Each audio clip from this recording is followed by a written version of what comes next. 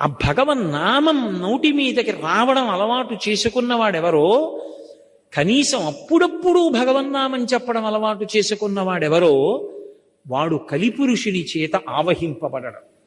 కలిపురుషుడు వాణ్ణి చెనకలేడు.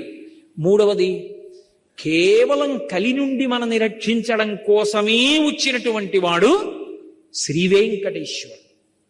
అందుకే కలౌ వెంకటనాయక.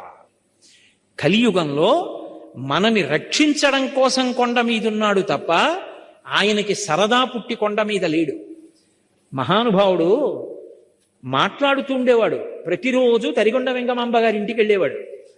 తరిగొండ వెంగమాంబ గారు భాగవతం చెప్తుంటే ఆయన వింటుండేవాడు. ఎవరిది భాగవతం? ఆయన కథే. వెంగమాంబ గారు భాగవతం రచన చేస్తూ భాగవతం చెప్తుంటే ఆయన ఉయ్యాలా ఊగుతూ చెక్క ఉయ్యాల్లో వింటుండేవాడు.